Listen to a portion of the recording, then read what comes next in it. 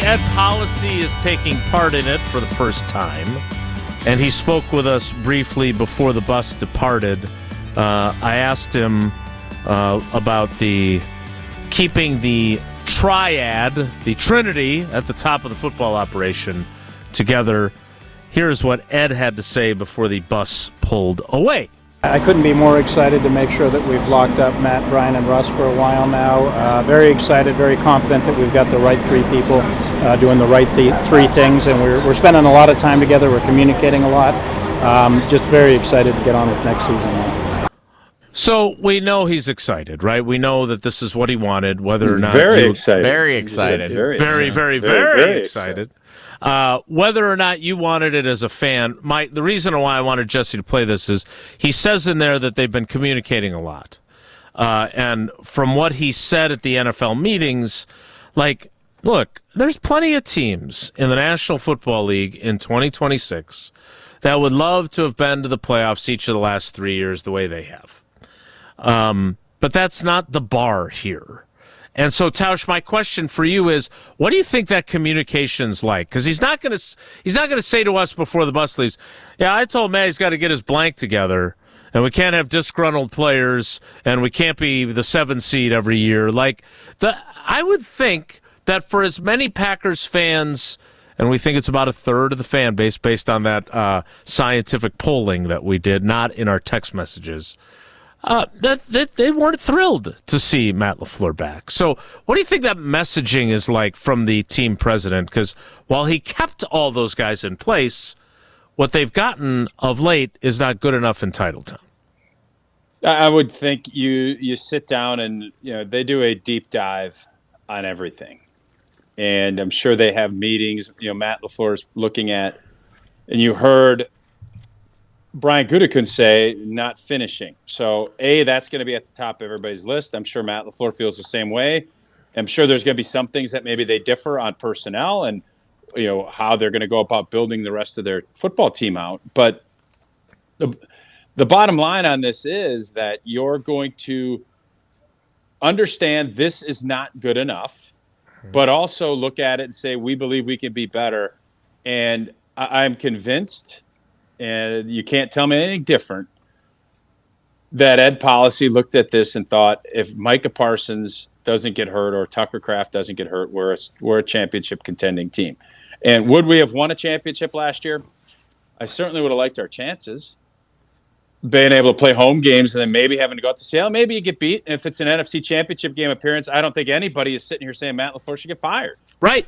That's the way this goes. And Ed Policy's been around long enough to know you don't get emotional.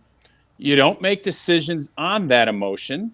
You can get irritated and be disappointed, which everybody over there is. But you can also say, well, I'm not going to do something rash because we gagged away at 18-point lead. And that's where experience can come in. Now, where they're at and how this season goes, I mean, it's not Fickle-esque in the regards that it's, I think, a do-or-die year. But in this regard, I think it definitely – there are no excuses. If I'm Ed Policy, I'm saying I've given you everything you've wanted. I've given Brian Gutekunst the green light to dump draft picks and to go get a stud for us. We're paying him. We got your quarterback. We got a really good skill group of guys. Figure the rest of it out and find ways to finish games and to do all the things that we need to do that we didn't, and that's why we finished with 5 games. But I think that's exactly the answer Ed Policy gave is exactly what I expect him to say. And it's not in that clip, but one of the other things that I thought was interesting, because if you juxtapose this with the admission that there were guys that were unhappy with their roles, and that it, quote, took a toll on our football team, and the grade that he got from the NFLPA anonymous report cards, Ed Policy was very clear about players coming to him. He did not seek players' opinions out. They went out of their way to come to him, and I know Micah Parsons was one of them. I don't know who the others might have been. But those that came to him about Matt LaFleur, saying that they were concerned that he might make a change.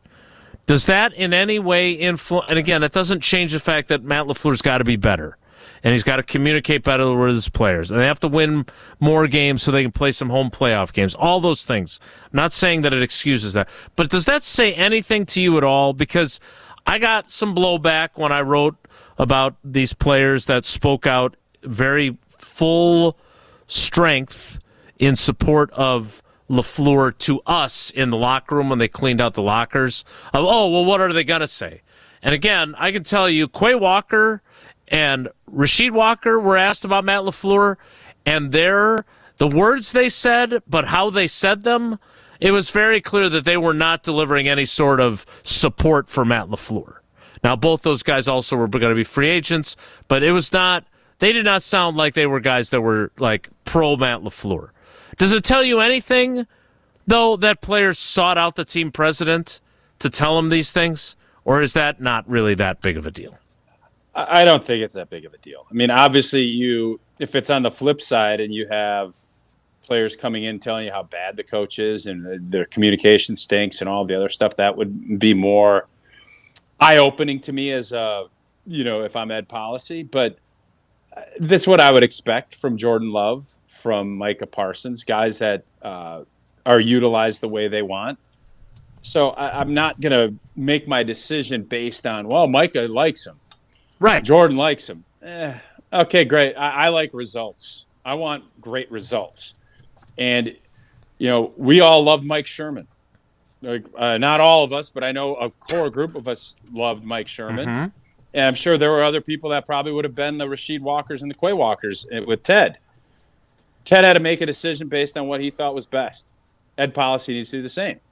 And I think the fact that he has mentioned many times he's had all these years with Matt, he understands him. They like this triumvirate. They think this is the right group leading this football team. And I don't disagree. I think Russ Ball does a fantastic job what he does. I think Goody needs to get the O-line fixed. If he doesn't, this team's not going to go where they need to go.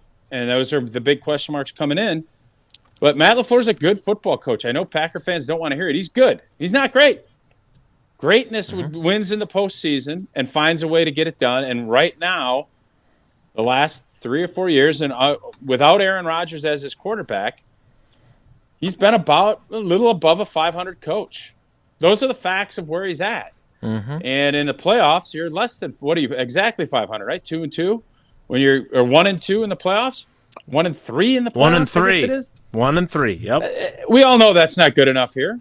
And you know who else knows that's not good enough? Matt LaFleur. So then the questions will be, well, how are you being held to account if you go 1-3 and you continue to do it? Well, I do think that the injuries last year gave him a reprieve. I agree. On what was going on. And now, better have a good year. Let's win a blanking division. Can we win a division? I've heard that. Home games at Lambeau. Get those coffers filled so there's more revenue coming in. And you're going to win home games. At least that's the hope. That would be, if I'm Matt LaFleur, I want to win a championship. But I want to start by saying, let's win a blanking division. It's been an Olympiad since we've done it. You mentioned Russ Ball. Is he facing, I think he is, the biggest challenge of his time, right? I mean, yes, he had to deal with a lot of dead cap money with Aaron Rodgers and some other challenges that he's had.